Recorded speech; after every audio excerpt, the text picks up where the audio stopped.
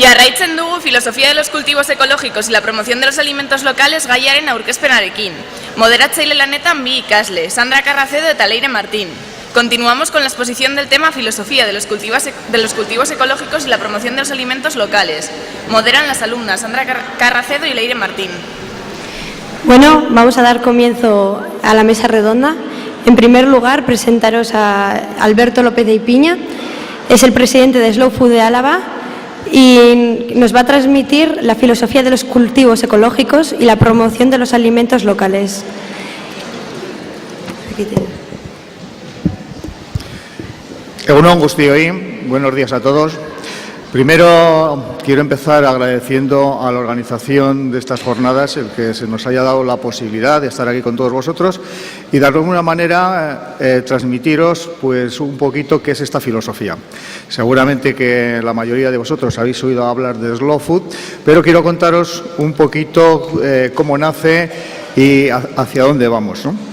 Slow Food es una organización internacional que lucha o defiende una manera distinta de ver la alimentación, una manera de ver la alimentación sostenible, ver una alimentación biológica como algo importante, inherente al día a día. Y, como os decía, nace en Bra en 1986, de una manera un tanto anecdótica, ¿no? Cuando una serie de amigos estaban en la Plaza de España, en Roma, en una cafetería, pues vieron cómo el establecimiento de enfrente, que era un establecimiento de comida casera, de comida local, pues cierra y da paso a un establecimiento de comida rápida. Entonces, esta gente, a la cabeza estaba entonces Giancarlo Petrini, que es nuestro presidente internacional, sociólogo y periodista reconocido en Italia, pues deciden formar un grupo y luchar contra este tipo de comida y de una manera pues muy modesta inician lo que fue una campaña para cerrar los McDonald's que había entonces en Roma. De hecho, lograron cerrar aquel que se estaba abriendo. Me imagino que al mes siguiente estaría abierto 2 calles más abajo, porque contra estas multinacionales es muy difícil de luchar. Pero bueno, fueron los comienzos de Slow Food. Como os decía, la sede está en Bra, es un pueblito italiano del Piamonte, una zona muy parecida al País Vasco, donde la gastronomía tiene una importancia muy grande, también como aquí. Y poco a poquito los objetivos de la organización se van haciendo más ambiciosos y en este momento tenemos 4 grandes patas en la lucha que defendemos, ¿no? Defendiendo el patrimonio agroalimentario local.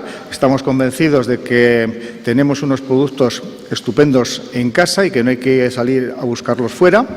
Defendemos la biodiversidad. La alimentación tiene que ver muchísimo con la biodiversidad. Por ejemplo, os puedo decir que solamente 4 variedades vegetales componen el 50% de la alimentación del mundo, como son la patata, el trigo, el cereal y el arroz. El resto de variedades o ecotipos han ido desapareciendo poquito a poco porque los humanos no los comemos. Lo mismo pasa con los mamíferos. Exclusivamente nos alimentamos con 17 tipos de mamíferos y aves. Para nosotros otra de las patas fundamentales es la educación. Trabajamos en la educación a 2 niveles. Por un lado, la educación con adultos a través de lo que llamamos laboratorios del gusto, catas, encuentros que hacemos entre productores, consumidores, que a nosotros nos gusta llamar coproductores más que consumidores, y unidos con los cocineros, pues hacemos demostraciones, damos a conocer los productos, damos a conocer sobre todo el trabajo de los productores.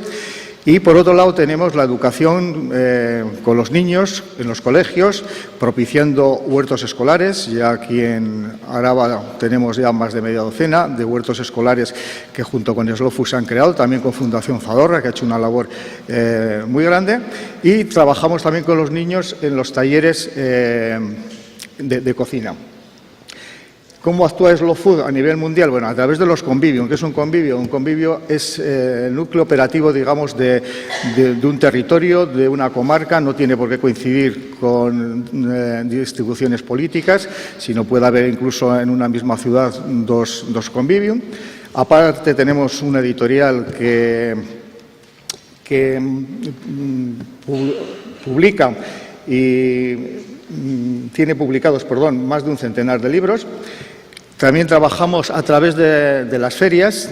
El evento más importante es el Salón del Gusto, del que acabamos de venir hace un par de meses. Se desarrolla cada 2 años en Turín y es la mayor muestra de producto tradicional, de producto artesanal, de producto responsable.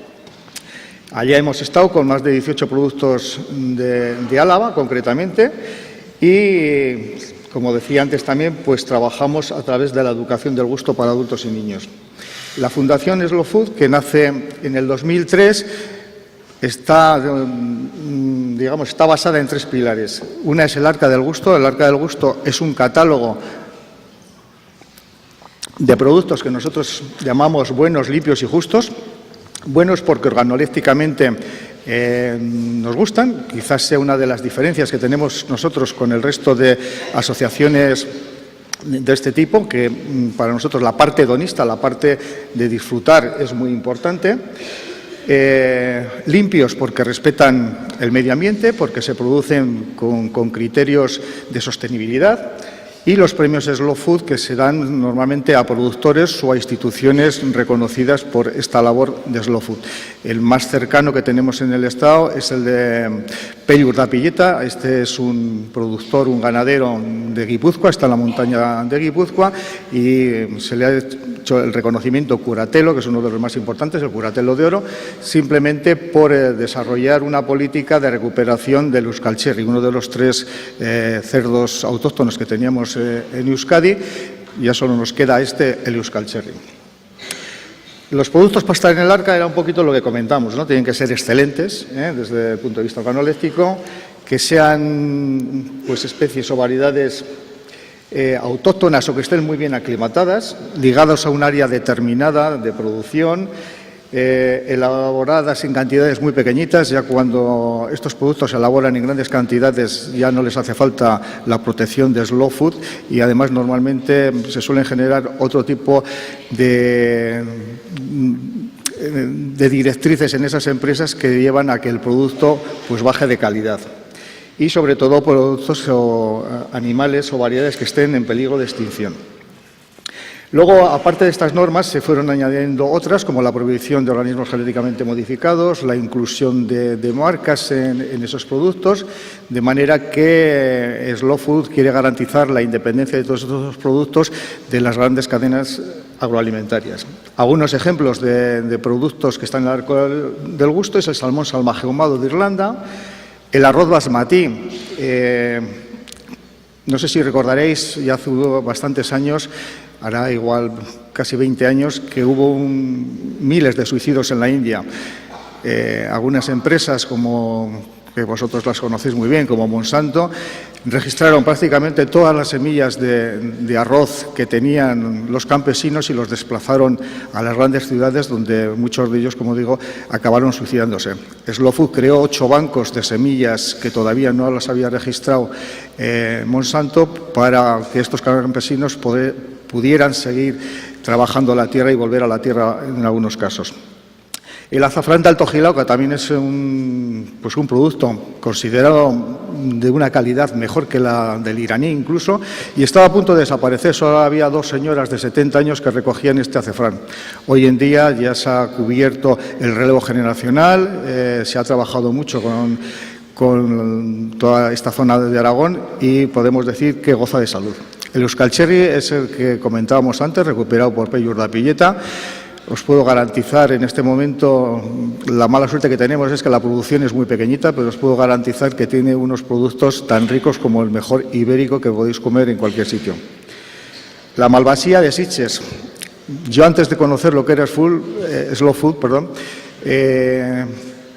cuando había ido en un par de ocasiones a Sitges, siempre me llamaba mucho la atención cómo en el centro de la ciudad había unas viñas, cuando en aquel tiempo lo que valía el terreno para edificaciones, para hoteles y demás era monstruoso. En estos momentos me imagino que habrá decaído como todo, pero nunca entendí cómo podía haber ahí una viña. Yo siempre decía, esto tiene que ser de una persona que no le hace falta el dinero.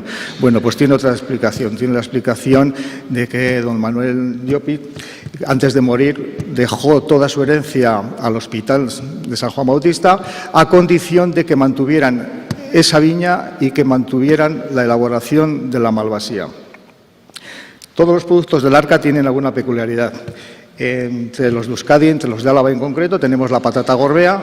Es una patata que prácticamente no se cultivaba porque en biológico, sobre todo, es muy difícil, le atacan muchísimo las enfermedades, entonces la rentabilidad que tiene es muy escasa y los productores de aquí prácticamente no la cultivaban.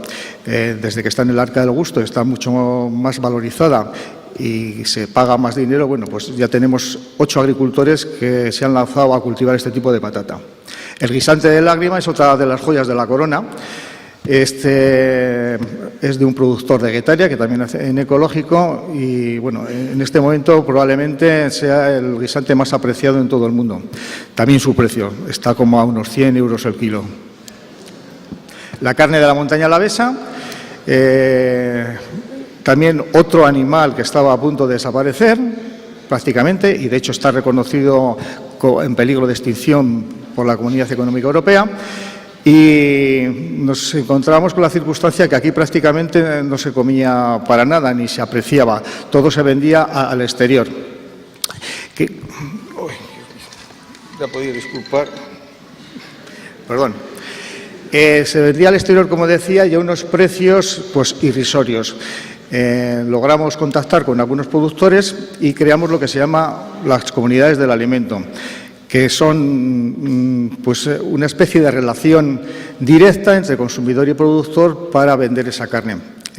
Fue la primera que creamos en el 2005. Teníamos la sensación de que nos iban a hacer falta miles de personas para comer la producción de un ganadero como este, que al año pues mata algo así como 50 cabezas de ganado, más o menos. Y la sorpresa que nos llevamos es que con 100 familias prácticamente nos comemos todos sus potros. A partir de ahí hemos ido generando otra serie de comunidades del alimento, como son las de la cava Aspigorri, la de verduras ecológicas, de patata, de quesos, de mieles, en fin. Es un poquito el regreso a la tierra del que hablaremos enseguida, que es lo que propugnamos desde Slow Food. Salinas de Añana, además de ser un producto del Arca del Gusto, es un baluarte también porque, además de reconocer la calidad del producto que tienen entre manos, también hay una actuación para recuperar una forma de vida del valle, para recuperar un territorio, para recuperar arquitectónicamente lo que sería todo de ese valle. Entonces entra ya en la categoría de lo que nosotros llamamos baluartes.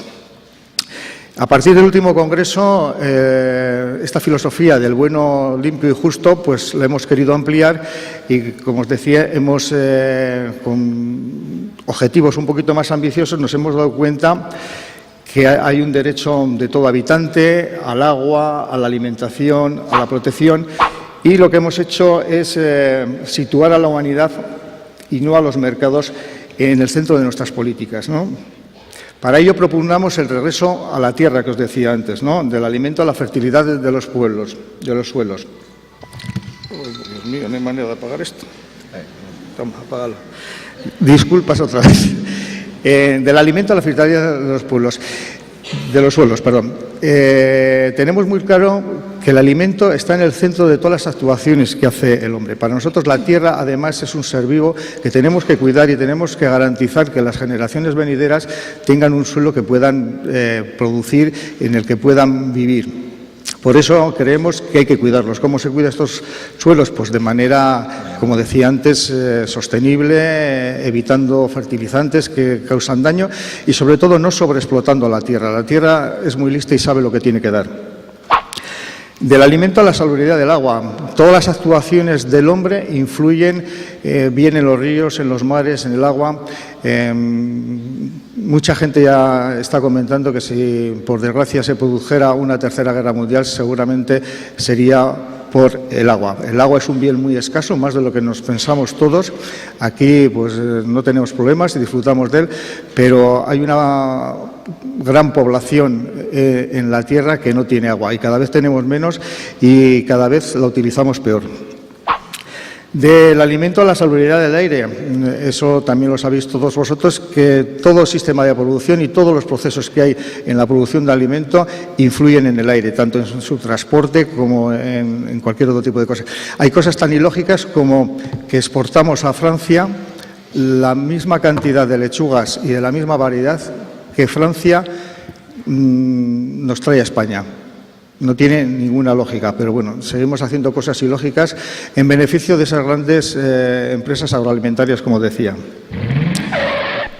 La biodiversidad ya lo hemos dejado antes claro. Influye, todo lo que comemos influye en mantener esa biodiversidad. Contra más variedades podamos tomar, contra más animales tengamos para nuestra alimentación, la biodiversidad será mucho más rica. Del alimento nos pasamos al paisaje. Influye el paisaje y muchísimo. Hay algo que siempre me gusta contar y que es algo que nunca agradecemos a nuestros productores, la gestión del territorio.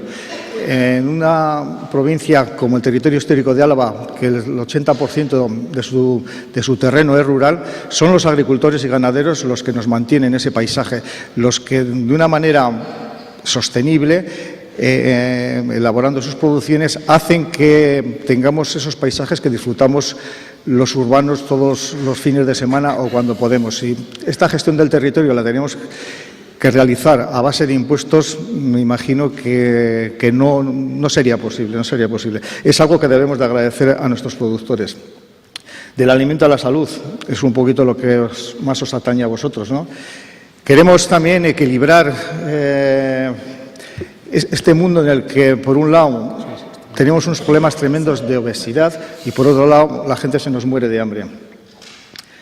El conocimiento a la memoria. Nos hemos dado cuenta también que para hacer las cosas bien, para hacer las cosas sostenibles, no tenemos más que mirar un poquito hacia atrás. Esto no se trata que tengamos que volver al burro y al arao, pero sí que es cierto que produciendo como producían nuestros abuelos, garantizamos esa fertilidad de las tierras, garantizamos esos alimentos de calidad, esos alimentos saludables.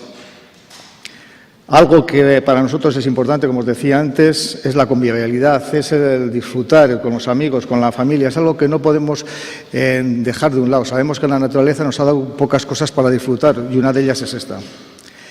¿Qué queremos hacer a partir de aquí? Lo que os decía antes, ¿no? Ese regreso a la tierra, que ¿cómo lo hacemos? No hace falta coger la azada. Bueno, hoy están muy de moda esas mesas de cultivo que se hacen en los balcones y demás, pero no hace falta eso. Lo que hace falta es integrarnos en esas comunidades del alimento, como os decía antes, que en Álava tenemos muchísimos y donde se produce una interrelación muy directa entre productor y consumidor. Los consumidores pueden visitar esas explotaciones, hablan con el agricultor, hablan con el ganadero, el consumidor le cuenta si tiene mucha grasa o poca grasa esa carne, si esas verduras están buenas o están malas, y el productor tiene esa satisfacción de saber quién se come sus cosas. Hay productores que lo están haciendo muy bien en todo Euskadi y tratan las cosas con muchísimo mimo, pero luego al final, si lo tienen que vender a 100 kilómetros o a 1000 kilómetros, no saben qué tratamiento lleva, y encima aquí hay un reconocimiento de esa labor pagando un precio justo. Aquí tenemos el primer ganadero del que os había hablado, un Víctor y Marisol de Oquinas, fueron los primeros en lanzarse con Slow Food, y en este momento pues se venden unos lotes de 5 kilos en los que hay 8 productos diferenciados, filetes, chuleta, carne de guisar.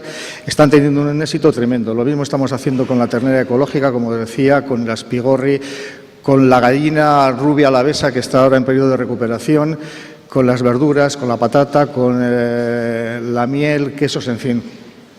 Se trata de eso, de propiciar esa relación y de que los consumidores no actuemos como consumidores, que acabamos con algo, no, actuamos como coproductores, parte de esa. Otra de las 4 tareas que nos hemos encomendado para estos 4 años es luchar contra el despilfarro. Es lo menos inteligente que estamos haciendo, pero no solamente contra el despilfarro de alimentos, con el despilfarro de agua, de todo tipo de energías.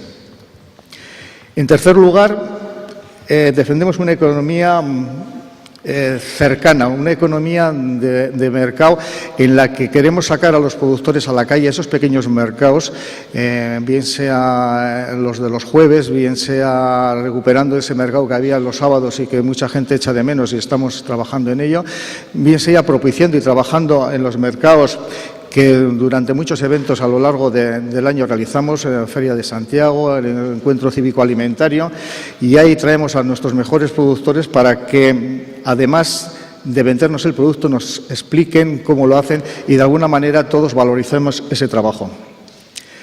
¿Por qué productos locales? Bueno, sería muy largo, pero os he ido contando, ¿no? La cercanía, conocemos, tenemos mayor conocimiento de ellos, sabemos si son más saludables o no, controlamos ese agricultor, si echa fertilizantes o no, si está libre de transgénicos, en fin, hay muchísimas ventajas que las tenéis todas aquí de por qué productos locales.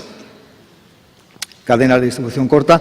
Y la cuarta pata que os decía es la educación. Para nosotros la educación permanente es importantísima, es importantísima.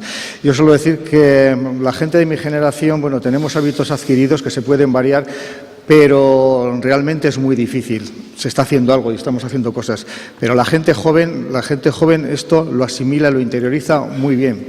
De hecho, os decía que volvimos en octubre de Turín y es impresionante ver.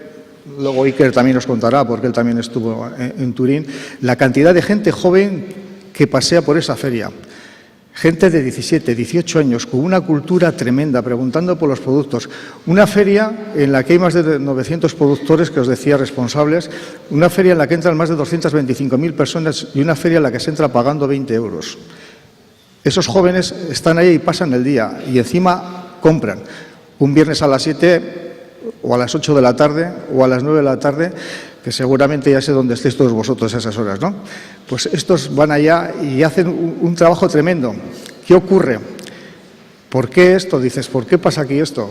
Porque estos chavales que hoy tienen 18 años, 19, eran los que en el 2004 los veíamos allá con 6, 7 años, con un gorrito haciendo talleres, y esta gente lo ha ido interiorizando, como decía, todo este tipo, y viendo la importancia que tiene la alimentación. Carlo Petrini me decía que en el año 89 tuvo una entrevista con el ministro de Agricultura y le dio la idea de empezar a poner los huertos escolares, y poco menos que le dijo a ver si estaba loco. Al colegio se viene a estudiar, eso que lo aprendan en las escuelas agrarias. Hoy en Italia hay más de 900 huertos escolares en los colegios. Debería ser una asignatura, todo esto que estamos hablando. Yo creo que no me voy a extender más, podría hablar un poquito más del convivio y demás, pero quiero dejarle algo de tiempo a Iker. Iker es bueno, lo van a presentar aquí estas chicas, pero ya os anticipo que es uno de nuestros jóvenes productores con los que tenemos muchísima relación. Los primeros que se han lanzado a hacer aceite en ecológico, pero bueno, él os contará muchísimo más cosas. Y luego al final, si tenéis cualquier pregunta, pues estoy a vuestra disposición para lo que queráis.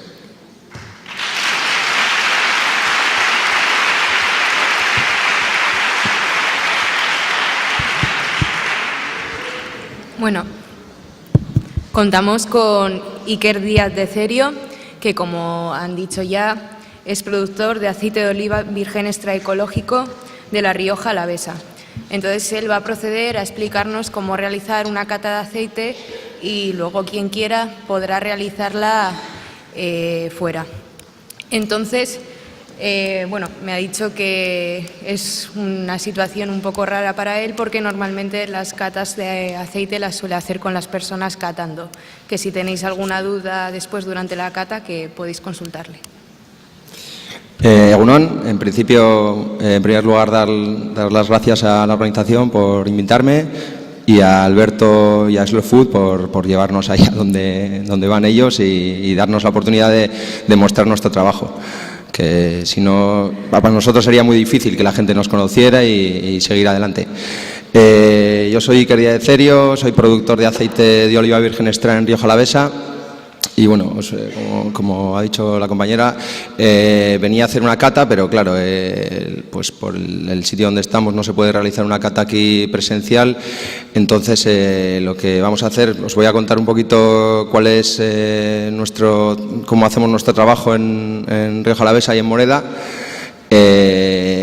y luego os explicaré cómo se realiza una cata, para qué se realiza una cata de aceite, y luego fuera el que quiera pues ya me podrá preguntar. Tendréis el aceite ahí a vuestra disposición para poder catarlo y me preguntáis lo que queráis, ¿vale?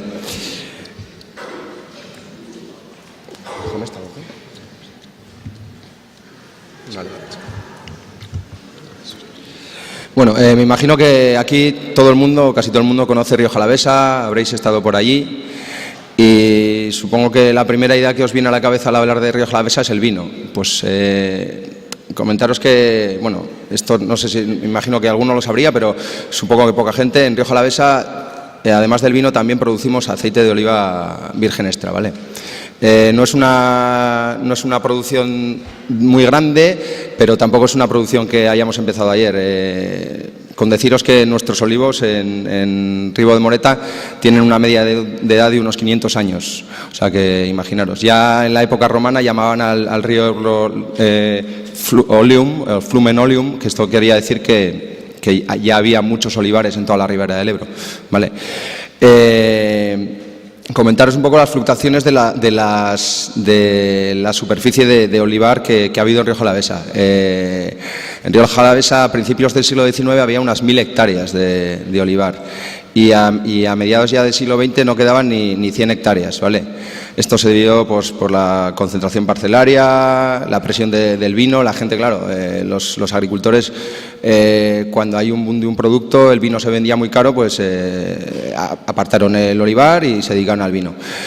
Y aparte, pues temas puntuales como la posguerra en Rioja Alavesa, pues había que suministrar de leña a las calefacciones en Logroño. La leña del olivo es muy buen combustible, se vendía muy bien y se arrancaron un montón de hectáreas. Entonces nos quedamos únicamente con 100 hectáreas, que no es absolutamente nada. Actualmente ya contamos con unas 370, 390 hectáreas. Hemos recuperado en 20-30 años una gran parte de esos olivares. Y Ribo de Moreta pues nace un poquito con esta filosofía, ¿no? Nosotros veíamos que en casa consumíamos aceite, producíamos aceite hecho por nosotros, pero no se le estaba dando una visión en el mercado. La gente no nos conocía, no conocía nada, entonces eso, si no le das valor al producto, si no lo vendes, el agricultor acaba por dejarlo, porque al final le acaba costando más producirlo que comprarlo por ahí. Entonces lo que hicimos fue recuperar nuestros olivares, ponerlos en producción, hacer la mejor calidad posible, porque antes no se estaba haciendo calidad en Rioja Alavesa, luego vais a ver un vídeo que los procesos de producción estaban muy anticuados, entonces no se podía hacer calidad, y nosotros empezamos a luchar por la calidad, a hacer las cosas un poco mejor y a poner nuestro producto en el mercado. Actualmente hay en Rioja Alavesa 4 trujales, que aquí se llaman trujales, en el sur los conoceréis por almazaras, y están en Moreda, Lanciego y Ollón, ¿vale? En Ollón hay 2, que es uno cooperativo y uno privado, el de Moreda, que es cooperativo, que es donde hacemos nosotros nuestro aceite, y el de Lanciego, que es municipal. Cuando queráis podéis ir a visitar cualquiera de ellos sin ningún problema. A nosotros nos podéis llamar para ir a visitar el de Moreda y son de fácil acceso para conocerlos, ¿vale? Bueno, estos son mis otros 2 socios. Hago una mención porque les quiero mucho y además sin ellos tampoco estaría yo aquí, o sea que... y bueno, lo que os voy a poner ahora es un pequeño vídeo para que veáis el cambio que ha habido. El vídeo tiene unos 10 años, es de... O sea, sí, 12 años. Tiene bastante mala calidad, pero es lo que se grabó en su día y se ve muy bien el cambio de cómo se producía anteriormente a cómo se produce ahora. En el vídeo, incluso en la manera de producir actualmente, está bastante desfasada, ¿vale? Porque... hay muchas cosas, como vais a ver ahí, el estado de maduración de las olivas ahora se coge mucho más verde, queda mucho más calidad. Vais a ver que las olivas las siguen llevando en sacos y los sacos en agricultura están ya prohibidos para llevar otro tipo de alimentos que no sean los que están específicos para estos sacos, porque hay contaminaciones cruzadas y demás. O sea, hay muchos cambios que desde cuando se grabó el vídeo hasta esta parte pues se han producido para mejorar la calidad. Pero bueno, yo os voy a poner el vídeo para que veáis un poquito cómo trabajamos o cómo se venía trabajando antes y cómo se trabaja ahora. Normalmente yo mis charlas y mis cátedras las hago, o sea, la gente puede preguntar, claro, porque vais a ver cosas en el vídeo que igual no conocéis y no sabéis. Y yo igual hago algún apunte, pero aquí es complicado preguntar, hay mucha gente. Pero bueno, si a alguno le interesa mucho, que pregunte.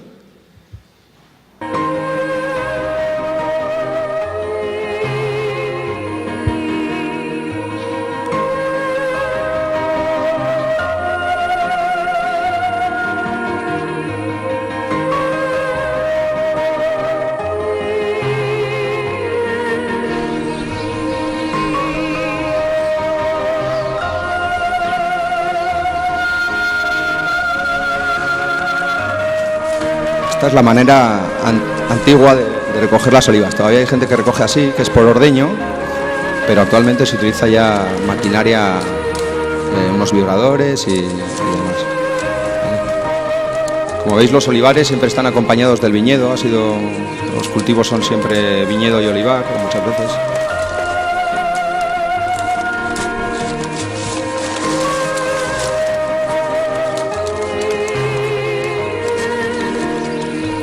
Fijaros en el estado de maduración de la fruta. Los colores que veis son negros, o sea, en realidad esa fruta está demasiado madura para hacer un zumo de ella. Bueno, cada agricultor tenía que llevar a casa sus aceitunas, pasarlas por este artilugio que era una zaranda, cada uno el suyo, para separar las hojas de las olivas y así poderlas llevar limpias al trujal, ¿vale?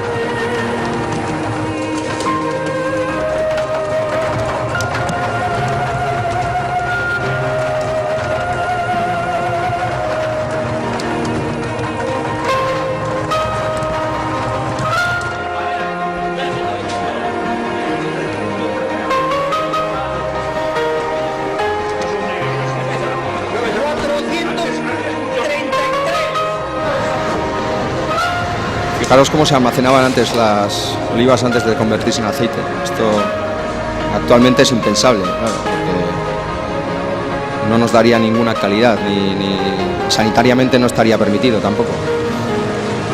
El molino.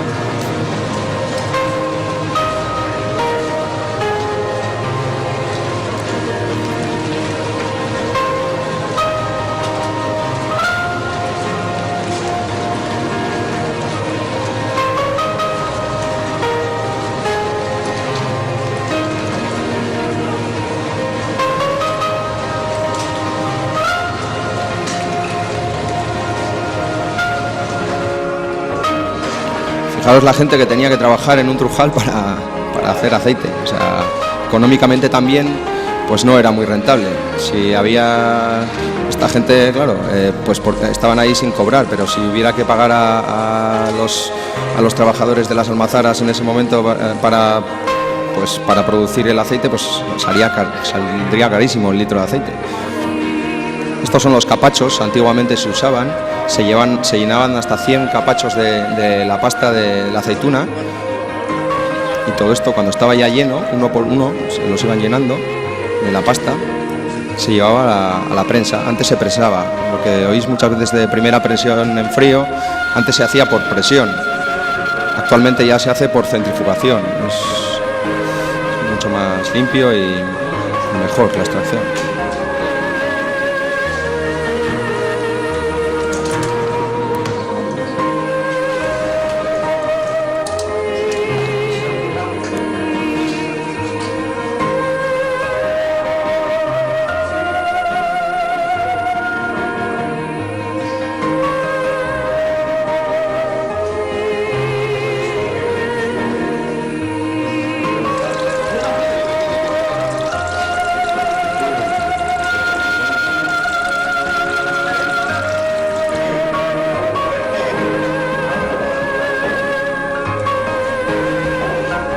Esa máquina era la prensa. Deciros que esta maquinaria está en Moreda y todavía funciona, no se utiliza, pero si vais a visitar el Trujal se puede ver en funcionamiento, no haciendo aceite, pero se puede ver en funcionamiento. Son reliquias de la revolución industrial, la verdad.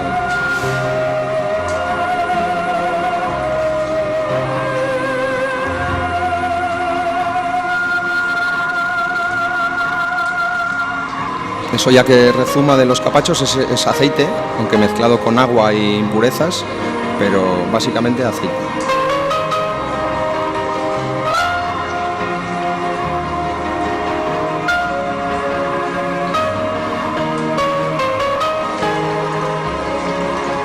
Fijaros que las condiciones higiénicas no eran muy... Fijaros cómo está la pared, de las salpicaduras. Luego había que limpiar estos capachos eran de esparto. El esparto para limpiarlo es complicado, fijaos el paso de la llave, como estaba de aceite. Era todo bastante... Pero bueno, es lo que... como se hacían las cosas y... pues muchas veces la tradición está bastante reñida con la calidad, en el aceite siempre, todo está claro.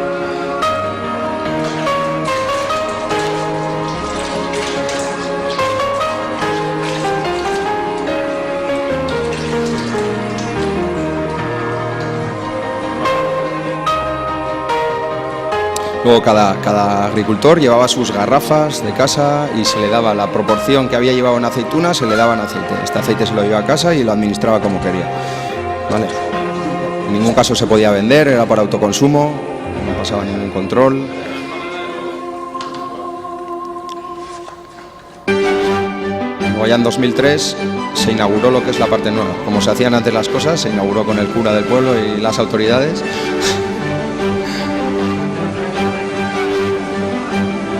En cuenta que es del 2003 el vídeo, entonces esto pues ha cambiado bastante. Seguían llevando las aceitunas en sacos, actualmente se llevan en cajas porque no hay contaminación, aparte la fruta no se golpea, ya veis ahí las aceitunas de abajo se golpearían.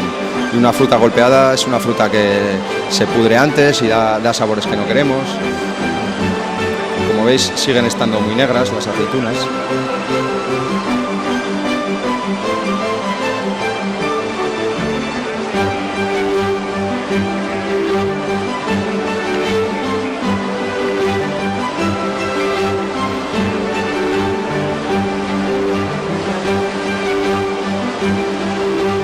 Es otro rollo ya, la maquinaria es moderna y...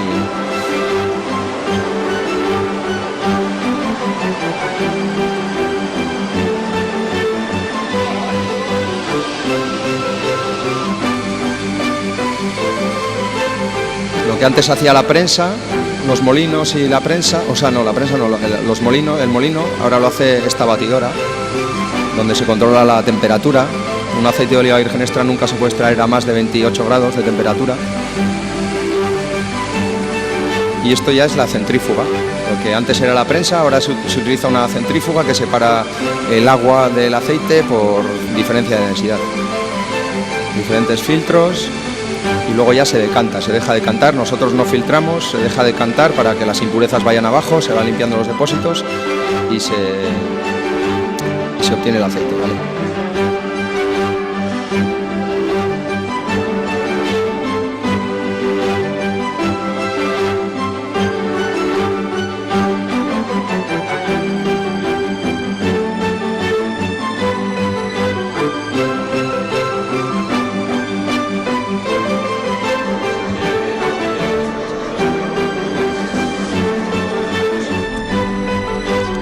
Fijaros en este vaso, se me ha olvidado traer uno, pero estos vasos son donde se cata el aceite. Luego vosotros cataréis en un vaso de chupito, pero normalmente se cata en vasos que son de color azul para que no se vea el color, porque el color en el aceite no influye en su calidad, no tiene nada que ver el color del aceite con su calidad, entonces se cata en este tipo de vasos, ¿vale?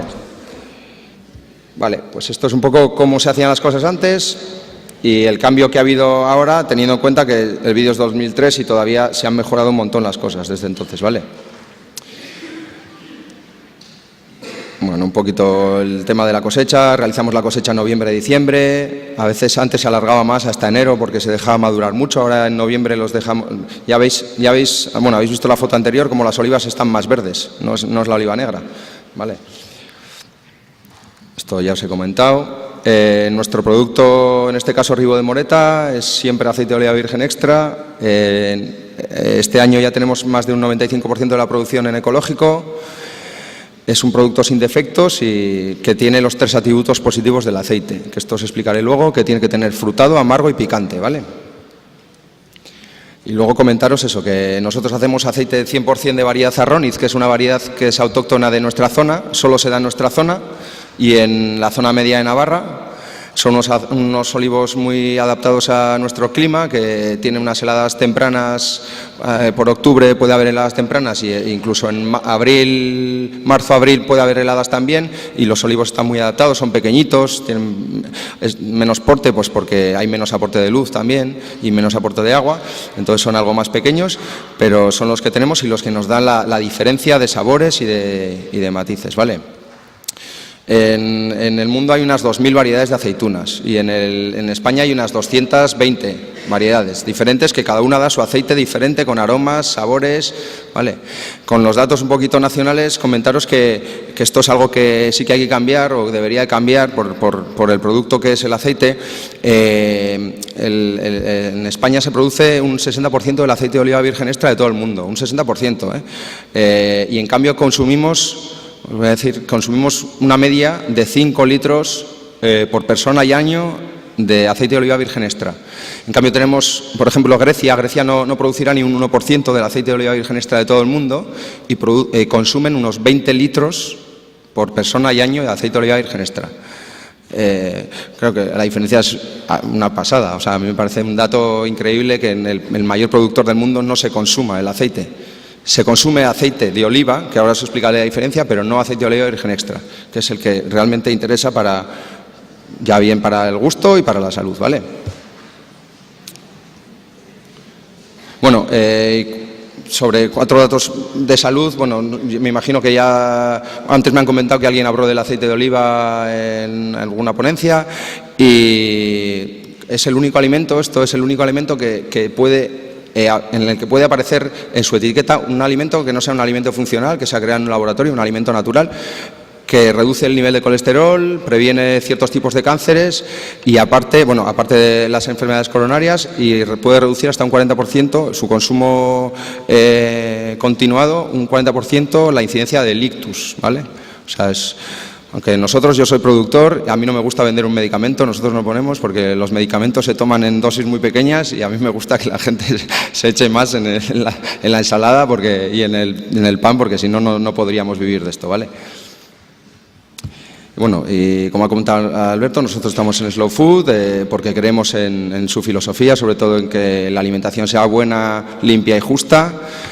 Creemos que vosotros sois los sois coproductores con nosotros, que sin que vosotros os intereséis por nuestros productos y vosotros los consumáis, nuestro trabajo no tiene ningún sentido.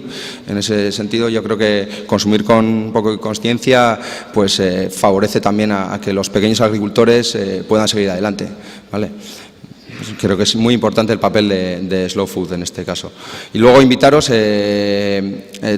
organizamos desde hace 4 años la fiesta del aceite de Rioja Alavesa. Este año se realiza en Lanciego, Ollón y Moreda. Lanciego, Ollón el sábado a la mañana y sábado a la tarde, y en Moreda es el domingo, con una feria de productos alimenticios de Álava y demás, y más actividades. Slow Food estará con su laboratorio del gusto.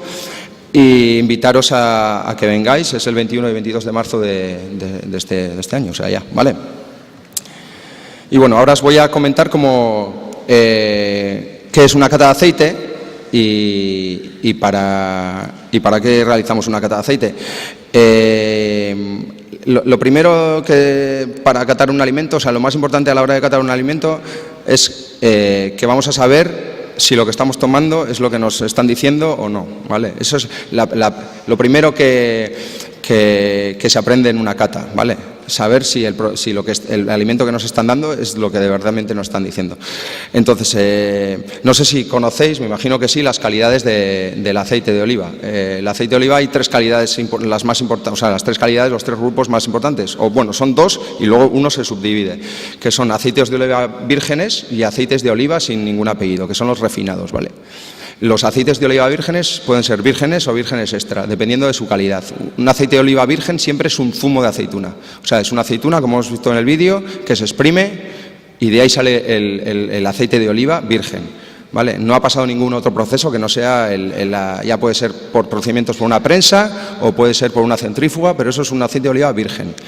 ¿Qué pasa? Que dentro de los olivas vírgenes puede ser que un aceite tenga mucha más calidad, que entonces sería un aceite de oliva virgen extra, porque es un aceite de oliva que no tiene defectos en una cata, ¿vale? Que no vamos a notar ningún aroma diferente al que no sea la fruta, ¿vale? O químicamente, y el aceite de oliva virgen puede tener algún defecto. Puede ser que notemos que tiene olor a rancio, tiene un olor a vino, puede tener un olor a moho, ¿vale? Pero siempre que esos defectos estén en un grado pequeño, que los identifiquemos pero que no sean muy evidentes, ¿vale? En el momento que hay muchísimo defecto, eso querría decir también que hay mucha oxidación y el aceite y mucha acidez, el aceite no se podría consumir directamente. Entonces lo que se hace en estos casos es llevar este aceite a una refinería, ¿vale? Este sería un aceite lampante, que se llama lampante porque antiguamente solo se podía utilizar para hacer lámparas, o sea, para hacer lámparas, para darle combustible a las lámparas de aceite. Entonces, este aceite lampante lo que se hace es, se lleva a una refinería. Una refinería no es un sitio donde hacen las cosas más finas, ¿no? O sea, bueno, sí, pero hacen las cosas más finas con procedimientos químicos. El aceite se lleva a la refinería, se deja en una glicerina, se le quita todo aroma, todo sabor, con procedimientos químicos, y se le deja eso, pues neutro, una glicerina transparente, sin color, sin sabor, y eso se mezcla con un porcentaje de aceite de oliva virgen, ¿vale? Para poder darle color y sabor y para que se pueda consumir. Esto, fijaros, en las etiquetas, cuando siempre que ponga aceite de oliva, vais a ver en letra muy pequeña debajo que pone aceite de oliva que proviene de aceites de oliva refinados, y te pone un tanto % de aceite de oliva virgen. Vale. Esto es un dato importante porque, claro, muchas veces hay gente que te dice, no, yo desayuno todos los días con aceite de oliva. Si es aceite de oliva lo que tomas, no tiene ningún interés ni para tu salud, ni como alimento, ni como esto para el placer culinario, ¿vale? Entonces, esto es importante. Entonces, sabiendo estas tres clasificaciones, a la hora de catar un aceite, lo que vamos a intentar determinar es que nuestro aceite no es un aceite lampante, o si queremos, tenemos que saber si es un aceite de oliva virgen extra o es un aceite de oliva virgen, ¿vale? Entonces, lo primero que se hace en una cata es la fase olfativa. Cuando tengáis ahí fuera lo primero que tenéis que hacer, bueno, en principio no se hacen estos vasos, porque estos vasos no son para catar, evidentemente. Se hacen unos vasos mucho más, ya los habéis visto, los azules, más cerrados, donde se evita que los volátiles salgan del vaso. Entonces, lo que se hace es calentar, el aceite hay que calentarlo a una temperatura más o menos corporal, para que empiece a sacar los volátiles que tiene. Y lo primero que se hace es, pues, como todas las catas, es oler, ¿vale? En esta primera, cuando lo olemos, lo que tenemos que identificar es los frutados, o sea, que el aceite nos recuerde a la fruta, ¿vale? Que en este caso la oliva, no a la ensalada, no a la aceituna, porque la aceituna tiene sal y entonces vas a ver, a la oliva como fruta, no sé si habéis probado alguna vez una oliva bueno, pues es amarga, tiene un olor característico, entonces nos tiene que recordar a la fruta, y puede ser que nos recuerde a una fruta verde o una fruta madura. Eso es lo primero que identificamos en la nariz, ¿vale? Cuando ya tenemos eso y vemos que no hay ningún defecto, que no nos huele ni a vino, ni a rancio, ni a moho, ni a metal, entonces ya podemos decir que es un aceite de oliva virgen, por lo menos, porque no tiene mucho defecto, o podría tener algún defecto y ser virgen, pero bueno, puede ser virgen extra si no tiene ningún defecto.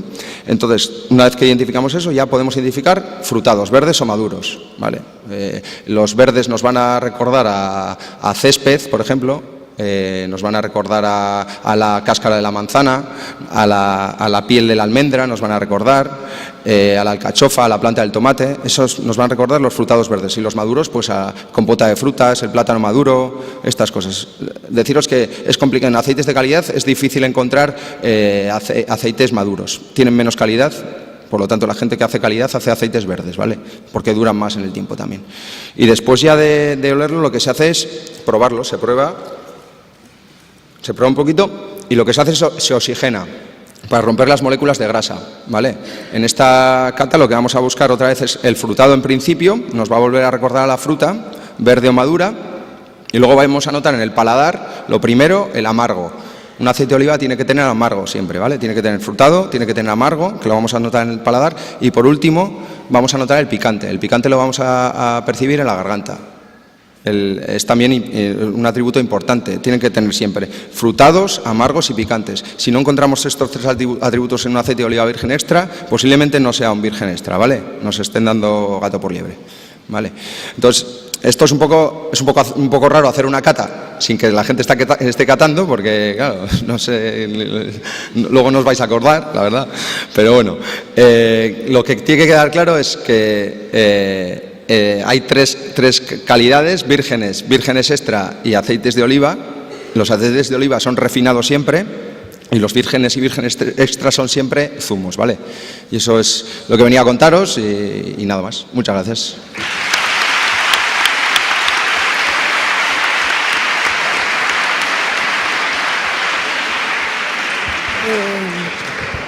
Os recuerdo que fuera tenéis para hacer la cata de aceite, y también han traído Artzain Gazta, que son productores de Slow Food, ¿vale? Entonces podéis catarlos luego fuera.